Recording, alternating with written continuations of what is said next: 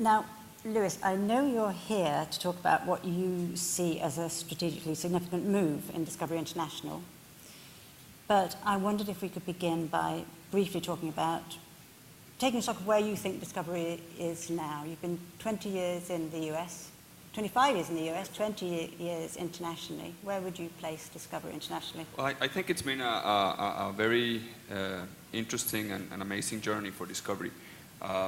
You know, we are in the business, what we say, we're in the business of satisfying curiosity. That is our remit. And throughout this journey, we've sort of launched channels around the world. So it's been an amazing journey for Discovery, and we've always been sort of at the forefront of new technologies. And you say now that you're moving from being a great platform company to being a great creative content company. What does that mean? Well, I think it's part of the evolution that we have as a company. The first 20, 25 years, a lot of the focus was on getting real estate, getting shelf space, getting our channels distributed, making sure that our clients had the right portfolio of channels from us. And now we're at a point where we need to sort of make sure that those channels that have the best content in the world. So we have invested over the last few years. We've sort of upped the amount of investment in content. We've gone from about $600 million to about $1 billion in the last 4 years. We're getting more creative people on board. We launched this production and development unit, and we're now looking at content as the next driver of the company. Instead of just launching more channels, it's now about making sure that our content is the best it can be. So if we look at something, we look at Discovery's output first of all, globally, does that content work globally, or are you having to tweak it for the international market sometimes? Our position would be that in many cases that is the case, that you can create a great franchise that, you know, travels everywhere. And there's many examples of that. One of our best, I would say, examples is Deadliest Catch. Deadliest Catch is one of our top franchises, if not the top franchise on Discovery Channel. Very high ratings. And that show is successful pretty much in every market around the world. Sometimes we take a show like that and we don't have to do much to it. You know, we dub it in many languages, but that's basically it. But we also have a lot of examples where we commission and we produce only for the local market. So we may have a show that, for example, the bicentennial of the Mexican independence. It was, you know, pretty much a very high rating show for Mexico. In Europe, we do a lot of those things where we take topics that are very local, and the combination of that local strategy with the global strategy, I think that's what makes our channels what they are. Right. And I think that's why people sort of are attracted to our channels, because it has that combination of the best of both worlds. But in general, most of our strategy is about creating global brands and global channels around the world. So for the last year, you've been involved in this very major strategic rollout of TLC internationally.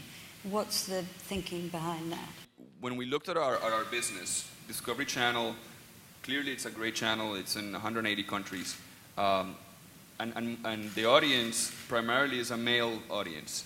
So we basically said, oh, well, we're missing a trick here. You know, we need to sort of have another big channel like Discovery that can attract females. So in the United States, we had TLC, one of the top 10 channels in television, and mainly attracting women. So we sort of borrowed that concept, and we're now in the process of rolling TLC around the world. When people watch TLC, they're going to watch extraordinary stories about people, great characters. The way we sort of, when we think about Discovery and TLC, we say, well, you know, with Discovery, you're able to get to know the world. With TLC, you're able to get to know your neighbor. And I think that is a very good way of thinking about TLC versus Discovery. So now you've set up this International Program and Development Unit. And so what's that about? It goes to the initial question about becoming more of a content-driven company. And one of the decisions that we've made is that, you know, we can't have our channels rely completely on the content that comes from the US. So what we now want to do is really create an engine of creativity for our international channels also. So we have set up this group of creative people who are in charge of finding ideas for our channels.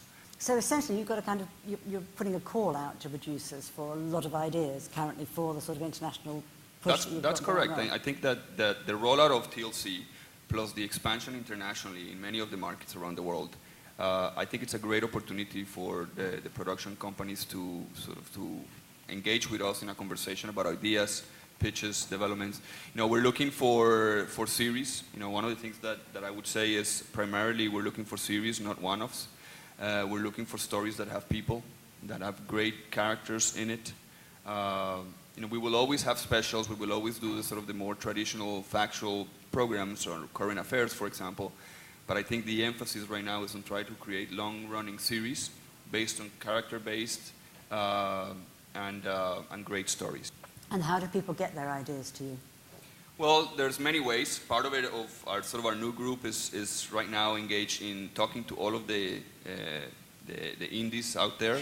We work with big indies, small indies. We don't really care. It's about really what the creative idea is all about. So we're trying to create a web of people around the world that are in constant communication with the community. There's also an online portal called producers.discovery.com. Great. But I think the best way to really do it is to engage with us in a face-to-face conversation about ideas, about our briefs, what we need, and we go from there.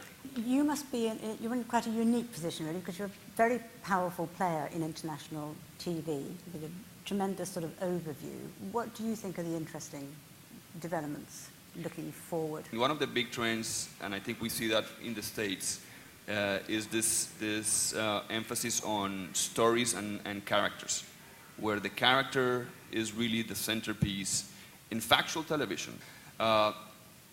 The fact that it's character-based and so an observational documentary, it's not observational only about the situation, but it's really about the people. So we see that. We see, for example, a lot of emphasis and a lot of interest in what we call subcultures. And I think that the other trend that we see it a lot of it in the UK, I would say, is the hybrid or the mix of scripted and comedy with documentaries and factual. You can call it factual entertainment, you can call it whatever you want, but I think the fact that documentaries and factual is borrowing elements of the scripted world.